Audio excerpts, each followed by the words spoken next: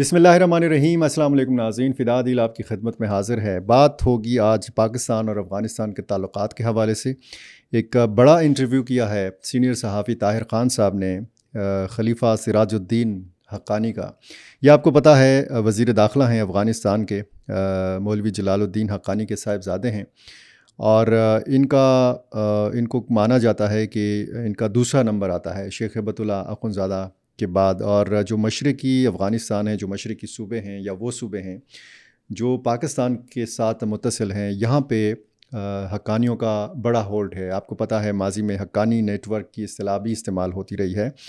ایک بہت بڑی ذمہ داری لی ہے خلیفہ سراج الدین حقانی نے، اور یہ ذمہ داری ٹی ٹی پی یا پاکستانی جو ملیٹنٹ گروپس ہیں ان کے کنٹرول کے حوالے سے یہ ذمہ داری لی ہے۔ کتنا بڑا دھچکا ہے ٹی ٹی پی کے لیے، گل بہادر گروپ کے لیے، باقی تنظیموں کے لیے۔ آج کی ویڈیو میں اس معاملے پہ بات ہوگی۔ پاک افغان تعلقات کا نیا موڑ ہے، اور یہ کتنا مؤثر ثابت ہو سکتی ہے وہ تجویز جو سراج الدین حقانی نے دی ہے۔ میں آپ کو پڑھ کے یہ ساری چیزیں سناؤں گا، کیونکہ ظاہر ہے کہ انٹرویو نہ میں نے کیا ہے اور نہ میری یہ خبر ہے۔ طاہر خان صاحب کی محنت ہے، وہ افغانستان گئے، وہاں پہ انہوں نے انتہائی اہم ملاقاتیں کی ہیں، اور وزیر داخلہ سراج الدین حقانی نے جس طریقے سے بات کی ہے وہ میں آپ کو پڑھ کے سنا رہا ہوں۔ انڈیپینڈنٹ اردو کی یہ رپورٹ ہے، اور یہ تجویز انہوں نے دی ہے کہ جو شدت پسند ہیں ان کی سرگرمیاں روکنے اور ان کی نگرانی کے لیے پاکستان اور افغانستان کے درمیان رابطہ کمیٹیاں قائم کرنے کی سراج الدین حقانی نے تجویز دی ہے۔ اور وزیر داخلہ سراج الدین حقانی نے یہ کہا ہے کہ عسکریت پسندوں کی نقل و حرکت سے متعلق معلومات شیئر کرنے کے بعد ان کے خلاف اقدامات اٹھانا طالبان اہلکاروں کی ذمہ داری ہوگی۔ انہوں نے کہا کہ طالبان امیر ہیبت اللہ اخندزادہ کی ہدایات کی روشنی میں بنائی گئی نئی سرکاری پالیسی کے تحت افغانستان میں کسی بھی غیر ملکی مسلح گروپ کے اراکین کا ایک سے دوسری جگہ اور سرحدوں تک جانے پر مکمل پابندی ہے، اور خلاف ورزی کرنے والوں کے خلاف سخت کارروائی کی جائے گی۔ سراج الدین حقانی کے بارے میں اس سٹوری کے اندر پھر ان کا بیک گراؤنڈ بتایا گیا ہے، وہ کیا حیثیت رکھتے ہیں اس وقت افغان طالبان کی حکومت میں، اور میں آپ کو بتا چکا ہوں وہ مولوی جلال الدین حقانی کے بڑے صاحبزادے ہیں۔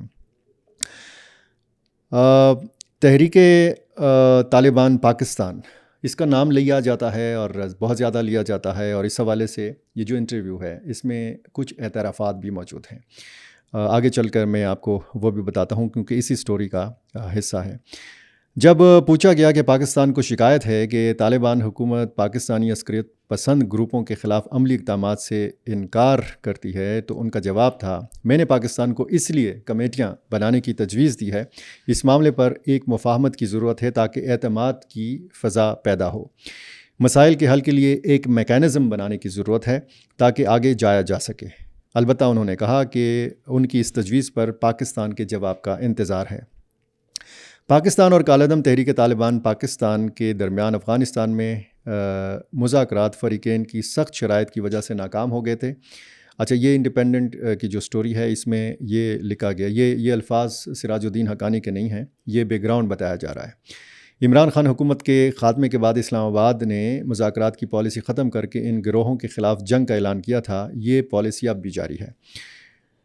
پاکستانی حکام کا کہنا ہے کہ افغان طالبان کی حکومت میں آنے کے بعد پاکستان میں پرتشدد کارروائیوں میں اضافہ ہوا ہے، اور یہ کہ ان حملوں کی منصوبہ بندی افغان سرزمین سے ہوتی ہے۔ افغان طالبان پاکستان کے موقف کو مسترد کرتے ہوئے کہتے ہیں کہ وہ کسی کو اپنی سرزمین دوسرے ملک کے خلاف استعمال کرنے کی اجازت نہیں دیتے، وہ اسے پاکستان کا داخلی مسئلہ بھی قرار دیتے ہیں۔ پاکستان میں وزیراعظم سے لے کر افغانستان کے لیے پاکستان کے نمائندہ خصوصی نے افغان طالبان سے بار بار کہا ہے کہ وہ پاکستان یا کالعدم ٹی ٹی پی میں سے کسی ایک کا انتخاب کرے۔ پاکستانی اور افغان حکام سے رابطوں کے دوران معلوم ہوا کہ چین کے شہر ارومچی میں اس سال اپریل کے پہلے ہفتے میں چین کی ثالثی سے ہونے والے طالبان اور پاکستانی حکام کے درمیان مذاکرات میں اسلام آباد نے ان گروپوں سے نمٹنے کے لیے ایک میکینزم کا مطالبہ کیا تھا۔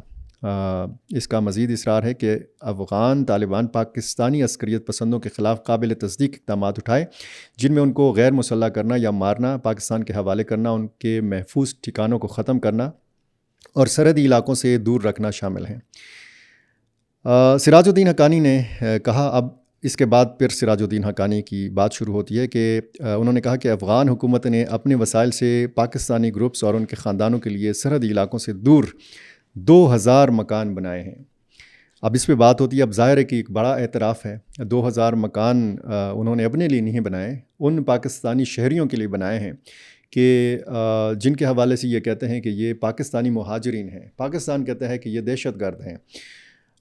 سراج الدین حقانی نے کہا کہ غیر ملکی عسکریت پسند ایک جنگجو کی حیثیت سے نہیں بلکہ ایک عام پناہ گزین کی حیثیت سے افغانستان میں زندگی گزار سکتے ہیں۔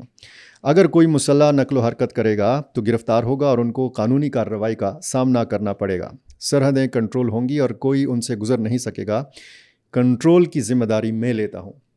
یہ وہ بڑی ذمہ داری ہے جو اپنے کاندھوں پہ لی ہے خلیفہ سراج الدین حقانی نے، اور نے کہا کہ کنٹرول کی ذمہ داری میں لیتا ہوں۔ اب وزیر داخلہ ہیں، وہ اگر اپنی اس بات پہ عمل درآمد کرواتے ہیں تو وہ کروا سکتے ہیں اور انتہائی مؤثر طریقے سے کروا سکتے ہیں۔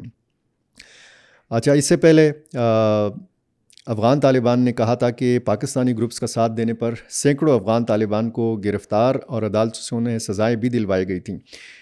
افغان طالبان کے دارالفتانے، جن کا ایک مذہبی اور فقہی ادارہ ہے جو شریعت سے متعلق سوالات پر فتویٰ اور شرعی آراء جاری کرتا ہے، 2023 میں اور گزشتہ سال کابل میں تقریباً 1000 علماء نے افغانستان سے باہر جنگ کے لیے جانے والوں کو امیر کا حکم نہ ماننے کی وجہ سے باغی قرار دیا تھا۔ یہ اس انڈیپینڈنٹ سٹوری کے اندر لکھا ہوا ہے۔ پاکستان اور افغانستان کے درمیان اس وقت دو طرفہ تعلقات میں سفارتی جمود موجود ہے۔ حالیہ برسوں میں ثالثی کی تمام کوششیں مؤثر ثابت نہیں ہو سکیں۔ چین کے افغانستان کے لیے نمائندہ خصوصی نے اگست میں اسلام آباد اور کابل کے دورے میں ارومچی پروسیس کی دوسری نشست کی تجویز پیش کی تھی، لیکن اس کے لیے بظاہر نہ تو طالبان اور نہ پاکستان تیار ہوئے۔ ثالثی سے متعلق سوال پر افغان وزیر داخلہ نے کہا کہ دو طرفہ مذاکرات ہی مسائل کا واحد حل ہیں۔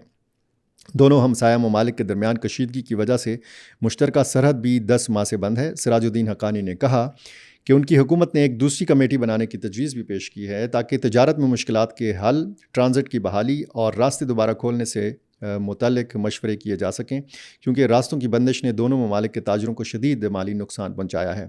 یہ کمیٹی پناہ گزینوں کی مشکلات دور کرنے کے لیے بھی کام کرے گی۔ اس کے علاوہ 5 ماہ سے پاکستان نے افغان باشندوں کے لیے ویزے بھی بند کر رکھے ہیں۔ یہ ساتھ ساتھ جو بیک گراؤنڈ ہے اس سارے معاملے کا وہ بھی بتایا جا رہا ہے۔ اور جب سراج الدین حقانی سے پاکستان کے اس الزام سے متعلق دریافت کیا گیا، یہ جو ویزوں کا معاملہ ہے یا جو وہاں پہ اسٹوڈنٹس جو ہیں زیر تعلیم ہیں یا جو افغان طلباء اور طالبات کے مسائل ہیں، تو سراج الدین حقانی نے جو ہے یہ جب ان سے دریافت کیا گیا کہ افغان طالبان پاکستانی عسکریت پسندوں کی سہولت کاری کر رہے ہیں تو انہوں نے اس سلسلے میں پاکستان سے ثبوت مانگے۔ ان کا کہنا تھا کہ افغانستان میں بھی اب یہ بحث عام ہے کہ افغان طالبان کے مسلح مخالفین پاکستان میں موجود ہیں۔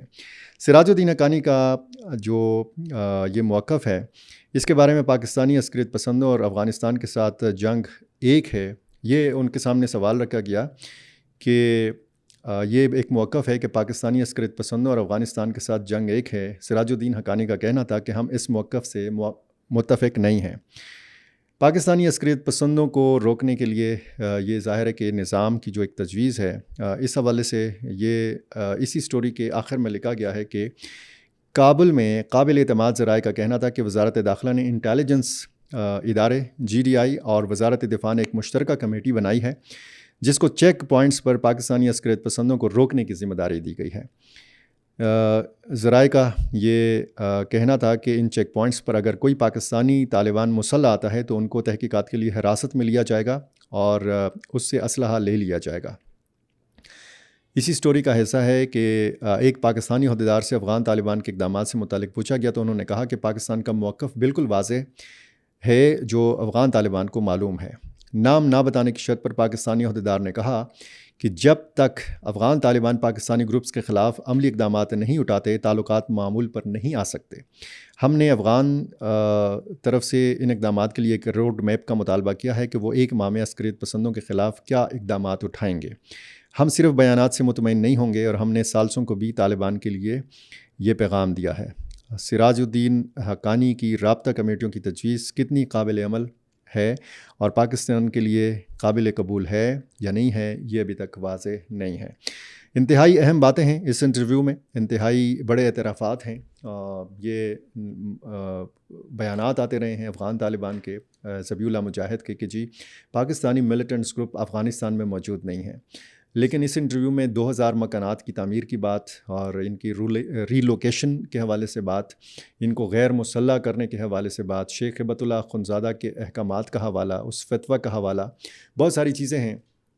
ہونا یہ چاہیے کہ افہام و تفہیم سے یہ سارے مسائل حل ہوں، جو بھی اچھی قابل عمل تجویز ہو اس پر عمل ہونا چاہیے، اور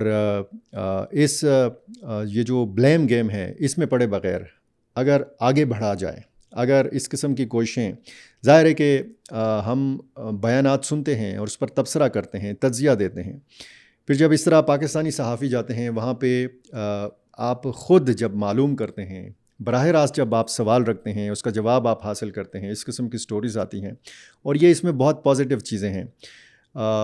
گزشتہ کئی ایک عرصے سے ہم دیکھ رہے ہیں کہ پاکستان نے اس طریقے سے کارروائیاں نہیں کی افغانستان کے اندر، جس طریقے سے فضائی کارروائی ہوتی رہی ہے، آپریشن غضب للحق جس کو نام دیا گیا تھا، لیکن پاکستان کے اندر حملے نہیں رک رہے۔ بلوچستان میں، خیبر پختونخوا کے اندر حملے جاری ہیں، اور پھر افغان سرزمین کے حوالے سے جو پاکستان کا موقف ہے یا جو شواہد ان تک پہنچائے جا رہے ہیں، بہت سارے حقائق ایسے ہیں کہ جن کو جھٹلایا نہیں جا سکتا۔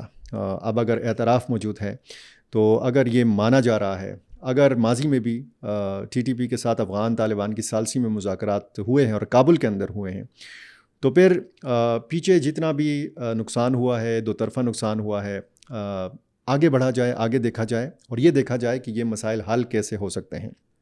افغان طالبان کے اوپر بھی ظاہر ہے کہ اندرونی پریشر بھی ہے، پڑوسی ممالک کا بھی پریشر ہے، خصوصاً پاکستان کا پریشر ہے، اور ان تنظیموں کی وجہ سے اگر مسئلہ ہے کہ جس کا احساس افغان عوام کو بھی ہے، افغان طالبان بھی یہ سمجھتے ہیں کہ پاکستان اور افغان طالبان کے جو تعلقات میں کشیدگی ہے وہ صرف انہی تنظیموں کی موجودگی کی وجہ سے ہے، اور پھر اگر یہ مان لیا جائے، اس کا ادراک ہو جائے، تو پھر ظاہر ہے کہ بہت بڑی پیش رفت ہو سکتی ہے۔ افغان سرزمین پاکستانی ملیٹنٹ گروپس کے لیے، خصوصاً ٹی ٹی پی کے لیے کیا تنگ کر دی گئی ہے، یہ بہت بڑا دھچکا ہے۔ اگر اس قسم کی تجویز دی گئی ہے اور اگر اس قسم کے اقدامات کیے جائیں گے، شیخ ہیبت اللہ اخندزادہ نے اگر احکامات دیے ہیں، ان پر اگر عمل درآمد ہوتا ہے، ان تنظیموں کو غیر مسلح کیا جاتا ہے، ان کو روکا جاتا ہے کہ جی آپ نے پاکستانی سرحد کی طرف نہیں بڑھنا، تو ظاہر ہے کہ ایک بہت بڑا دھچکا ہے پاکستانی ملیٹنٹ گروپس کے لیے۔ اور آگے دیکھتے ہیں پاکستان کا کیا رد عمل آتا ہے اس تجویز کے حوالے سے۔ یہ جو ذمہ داری لی ہے سراج الدین حقانی نے، یہ کس حد تک پھر پوری کر سکیں گے، کیونکہ پاکستان نے بارہا کہا ہے کہ ہمیں صرف زبانی بیانات نہیں، ہمیں قابل تصدیق اقدامات چاہیے، اور اگر یہ اقدامات کیے جائیں اور اعتماد کی فضا دونوں ملکوں کے مابین بحال ہو جائے، تو بہت سارے معاملات جو ہیں یہ درست ٹریک کے اوپر چلنا نظر آ سکتے ہیں۔